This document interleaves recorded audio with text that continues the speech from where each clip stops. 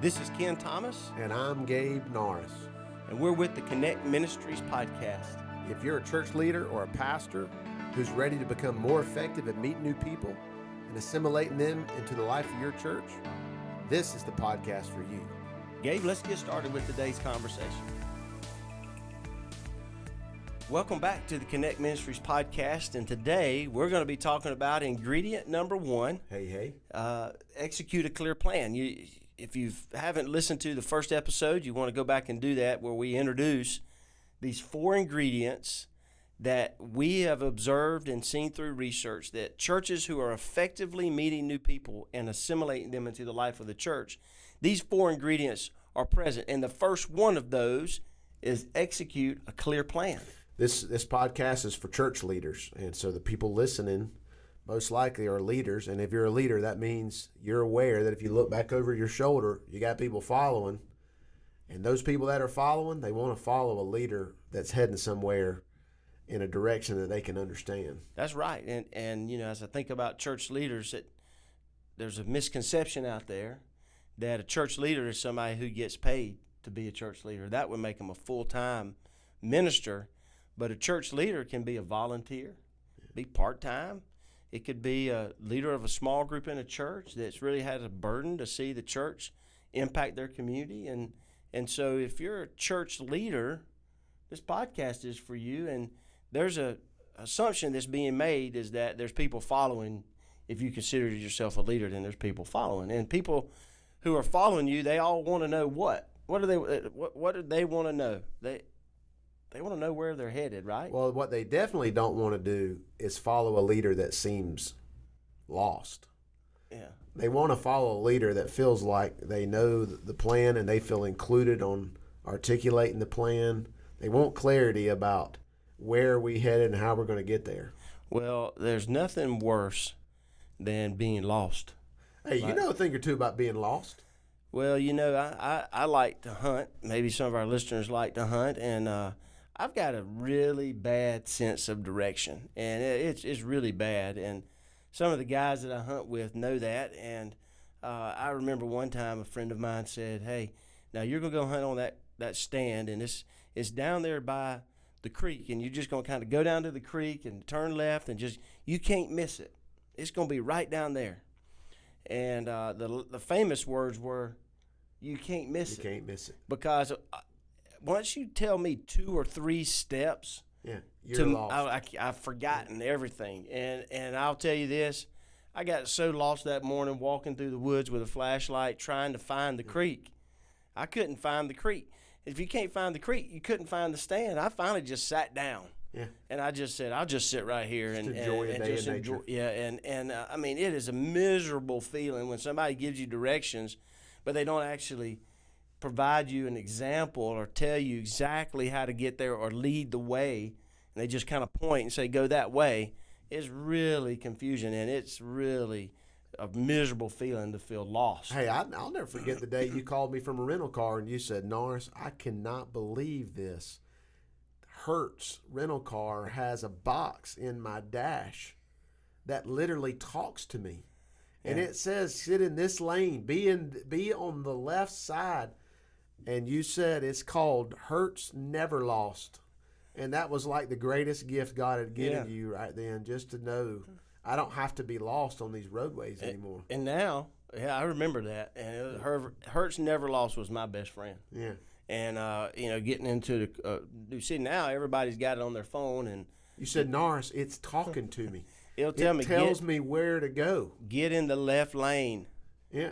And that was beautiful. It was a beautiful thing. Now we all have that, but back then that was pretty new. You know, it just gave you a lot of peace knowing somebody knows. And I don't know where that voice was coming from, by the way, but it was coming through that box. And just knowing that somebody was looking at where I was headed and was telling me which way to go, that was huge. Back in the day, it was stressful looking at maps and just trying to discern how do we get where we're going. I mean, that was stressful, and you would talk it out at family outings, and you probably have an argument or two in the car. People are unfolding it, and there's paper everywhere. Or you stop at a gas station and say, "Hey, I'm trying to find so-and-so. Do y'all know where it is?" Yeah. So the the hilarious moments we're describing, they're funny to us right now, but they're not funny to our churches that we're leading. Yeah. And our churches feel the exact same way. They want to be a part of a church. The people that we're leading want to be a part of a church that knows where it's going and is following God's leadership to get there and can articulate the way forward. Think about this. Think about someone who maybe doesn't grow up in church. Maybe they're a successful businesswoman, business person, and they decide to come visit your church, and they're trying to learn the new church, how does churches work, and they identify someone in your church who they think is a leader. Maybe it's a pastor, maybe it's a small group leader, and they say, man, we're really interested in this church. Tell me about the church. And they start talking to them, and then they say, well, where's the church headed? Like, what's important to the church? And hey, they're asking kind of businessy questions. And the leaders of the church say, I don't really know where we're headed. Think about how that might feel to them who's thinking, well, I thought that this was an important organization, but yet you guys don't know where you're headed.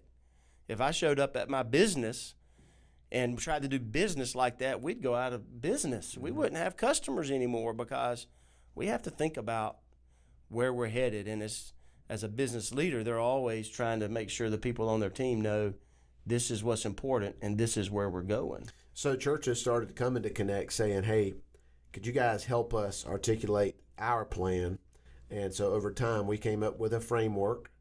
And maybe we could just take a couple of minutes and share some of the tip of the iceberg of this framework so that churches could just have a little bit of an idea of where in the world would I start if I was going to put a plan in place. Yeah, because it can be intimidating.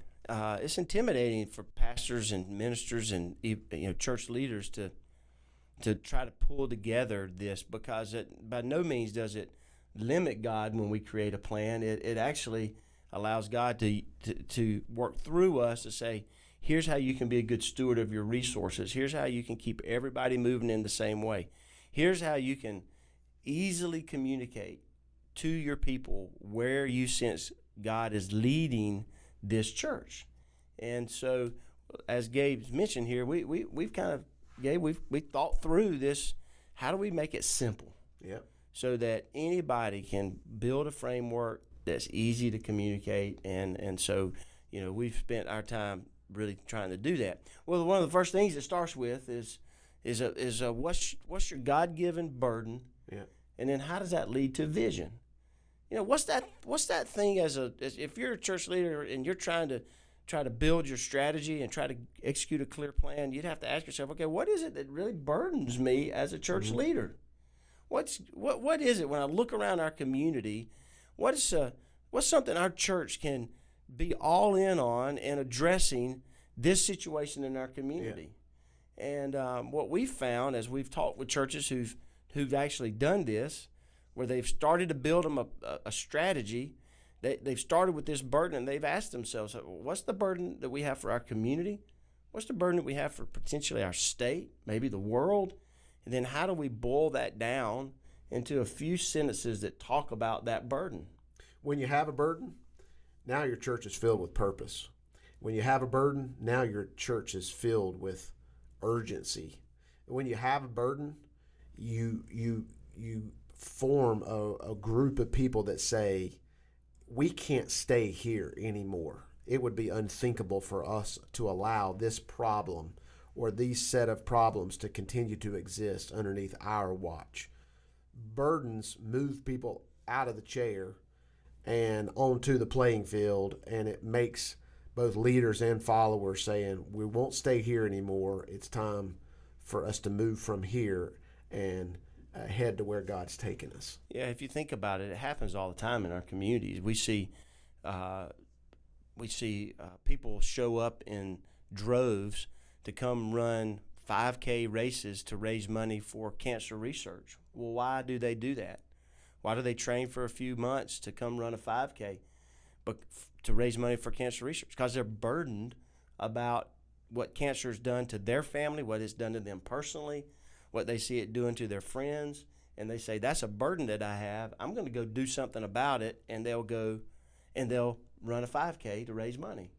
Well, in our churches, once we can identify what our burdens are and really make those known, as you said, it gets people up and gets people active and get them moving. And when we do that, just like we see in the book of Nehemiah, when Nehemiah was burdened about his homeland and the condition of his homeland, he was weeping, and God gave him a vision.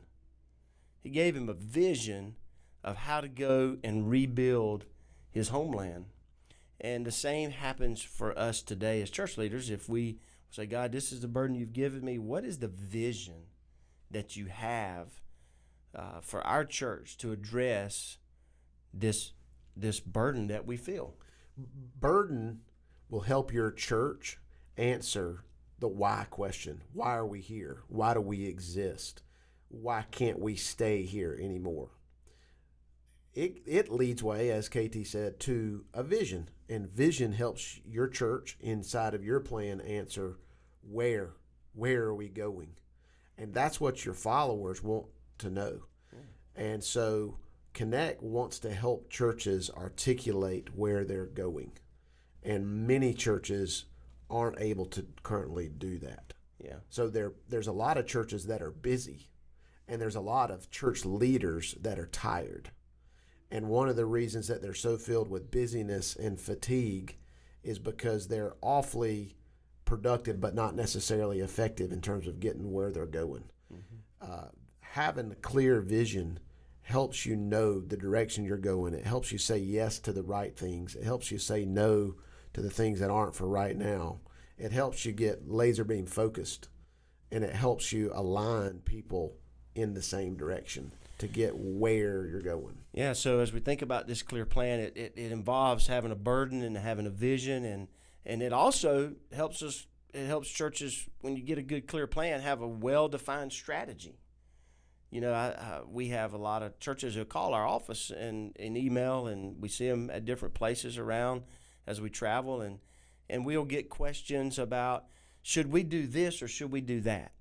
Sometimes churches will ask us those good questions, and they'll say, yeah, what are you hearing from other churches? Should we go and do this, or should we do that, or what about this idea? And oftentimes our response as a team here at Connect Ministries is we'll ask the church, well, tell us what your strategy is. Because once we know what your strategy is, then we can help you process what might be the best thing to do. And oftentimes, not always, but oftentimes, we'll hear responses like, well, our strategy is love God and love people. And that's all, obviously that's very important. Don't make light of that, but that's not a strategy. And so we've enjoyed helping churches really identify their strategy. In other words, giving them a real simple framework that they can put in motion that will be a clear strategy. And there's a lot of components to it that we could get into at another time. Yeah. If you're a church leader and you're thinking about building a plan, you want to know why you're here. And you're going to want to be able to tell people where we're going. And as soon as you tell people where we're going, what they're going to verbally or non-verbally ask is, how are we going to get there? That's the strategy.